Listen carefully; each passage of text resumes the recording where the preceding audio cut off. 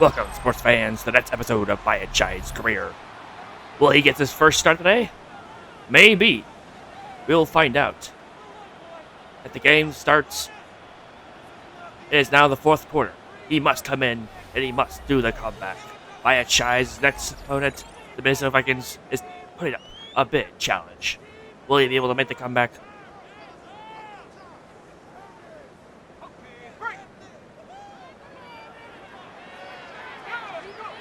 First play from the 25, and they'll throw. That's complete. It's Cedric Tillman. And they're going to mark him down up past the 35. It looks like we've got an injured Brown on the field. So, from the 36, it is 1st and 10.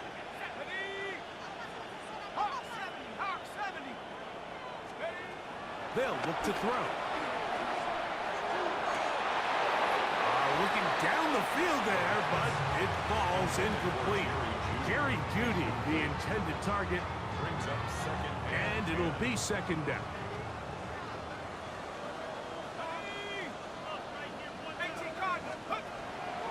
He'll drop to throw. That's going to be incomplete. Very good there. Contact jarring the ball loose, and it's going to force 3rd down. Brings up a 3rd down and 10 yards to go. Blitz coming. He'll throw it. He's going to have the 1st down and more. And he'll be out of bounds, but not before he gets inside the 35-yard line. Set to go now on 1st and 10. 1st and 10 at the 31-yard line. Off play action. He'll set up to throw. Rolling right. Taking off. So often the best pass defense is a good pass rush, and that's exactly what we saw here. The pass rush disrupted this play from the very start. The quarterback has all of his attention on the rushers rather than his receivers downfield. All he can manage to do is get back to the original line of scrimmage. Get about 6 before he's taken down. That's a gain of 7. They'll throw here on 3rd and short yardage. He's got his man complete to Johnson.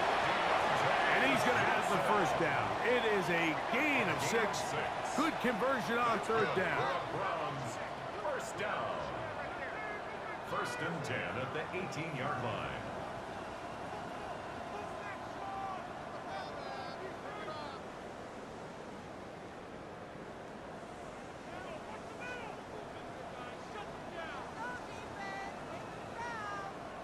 The Browns going to use the 1st of their timeouts here.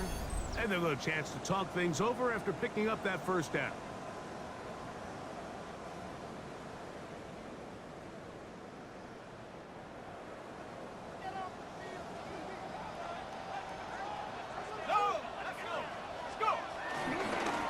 Now a handoff to Ford.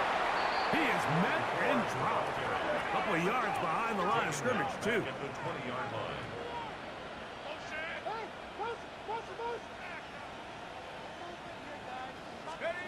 Here comes the blitz as he looks to throw. That's to the end zone, but it's incomplete. Deontay Johnson, the intended target there. Now it's going to be 3rd down. Now they'll set up to throw. That is incomplete. Great work to get in there. Make things difficult defensively. Now approaching a big do-or-don't moment for Biyyek's. To throw. That's taken in. And he's going to have a Browns 1st down. And it's a big letdown there defensively. Somehow they allow them to convert on 4th and long. That one taken in. Middle of the end zone. The comeback is starting now. Down now, a touchdown. The defense needs to hold, and Biyyek needs to win. We'll see what happens next. Can he get the touchdown needed? Or will the defense not hold? We'll find out. You see Kevin Stefanski, twice NFL Coach of the Year. His Browns begin their next possession. Greg, I love the evolution of the NFL. Every 3-4 years feels like things change a little bit. Right now it feels like we're in a running back, running game era. Is that make sense to you? Absolutely, and the league has such a funny way of continuing to reinvent itself. Years ago, 15, 20 years ago, Mike, this was a running back-led league. It was play action. Quarterbacks were under center. And then what offenses realized was the best way to score points is to generate explosive plays, get a bunch of yardage all at one time, because it's very hard to sustain possessions in the NFL. So as a result, they said, okay, what's the best way to generate big plays? It's to throw the ball downfield. So it became a very pass-heavy league, and then now defenses have to answer. The days of the big defensive tackles, the 260-pound Mike linebackers, everyone now on the field had to be able to defend space and defend the pass, and there was a lot more air on the field created by the defenses. So now, as a result, the offenses are saying, okay, we're throwing into all these bad looks, all these teams playing dime, multiple defensive backs. We're now going to take advantage of smaller bodies on the field, and we're going to run the ball at you. So the way I like to classify it is, Mike, offenses aren't running the ball more because they want to. Offenses are running the ball more because defenses are encouraging them to do that and saying, I dare you to run the ball 40 times this game and generate enough big plays to score enough points to beat me. They'll drop the throw. It is brought in the end zone. Cedric Tillman. Touchdown, Cleveland. It's his third touchdown catch this year. All right, so Mike, now the interesting thing is, do you want to take the lead with still enough time for your opponent to get the ball back to go to...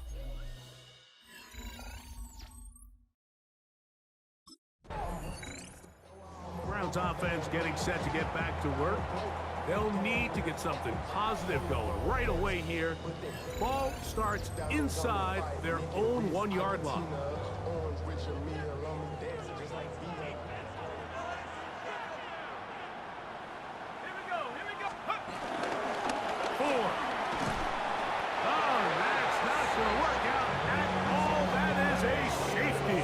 A very disappointing end to the game for Biyyek Shies. Despite his efforts, his heroic efforts, the safety is still pulled on the running back. Tough loss.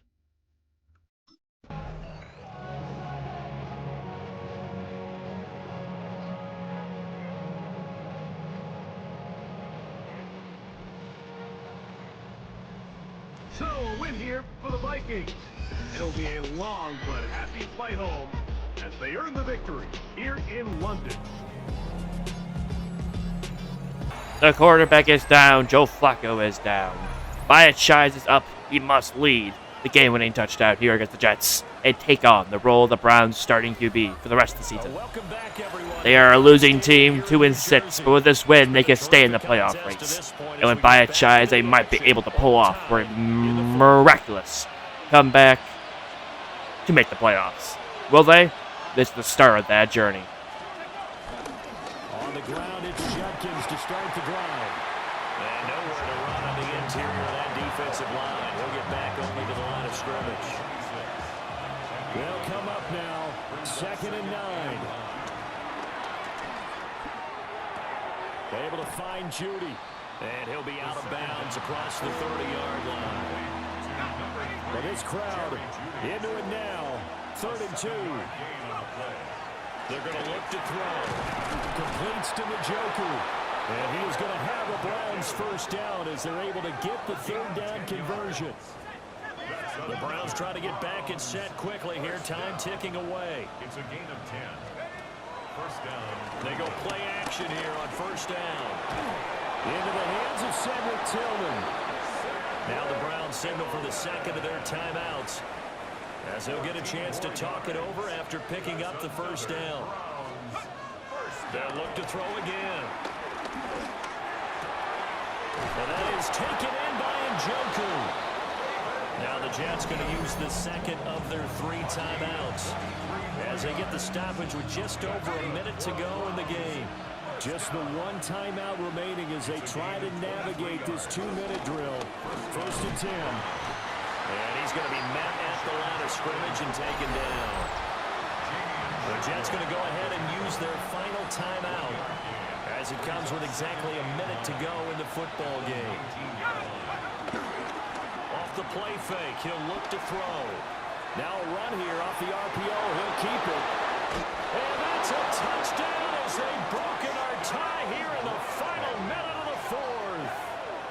And this is a balancing act for a head coach with a rookie quarterback. You've got to walk a line with him. You don't want him getting happy feet, but you also don't want to rein in what worked for him in college. And here, he pulls it down, takes it himself, and takes it into the end zone.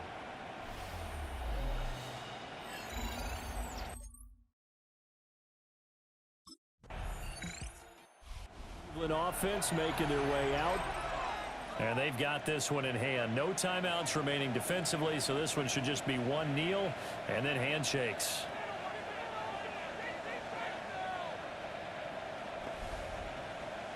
The win basically in hand. Biyyek Shies now will go on as starting QB of the Browns to win. The Browns in victory formation. Hopefully make it to the playoffs.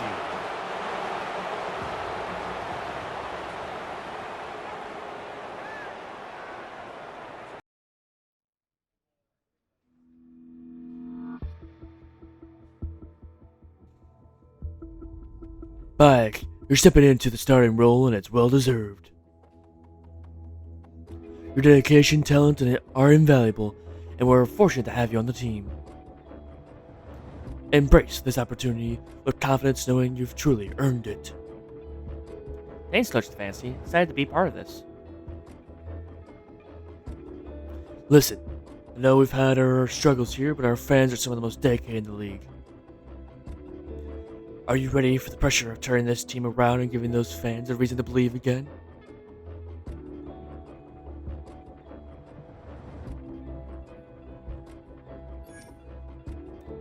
I'm stepping into a locker room full of guys who've been grinding through the ups and downs. My goal is to earn their respect, learn from their experiences, and contribute to that effort so we can turn this thing around. Good. We have a foundation of accountability here. So, what's your plan to earn the trust of the players around you?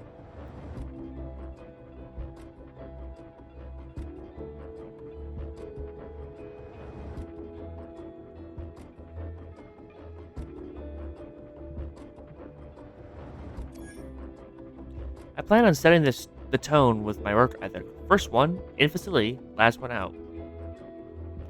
When vets see that I'm serious about the grind, they'll know I'm not just talk. I'm here to elevate this team.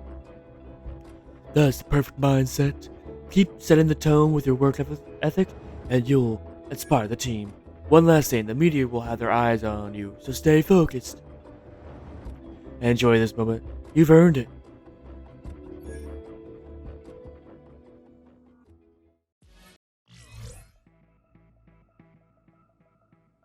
Athletes grow up seeing their favorite players in commercials and ads.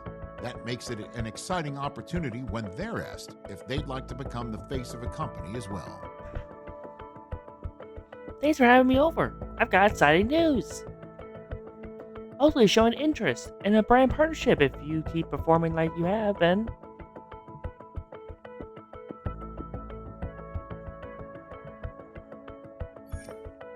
Wow, Oatly? That's a major brand, so what are they looking for me? They love your style on the field and your visibility, but it's not just about it. They want someone who backs up the hype with consistent high-level play.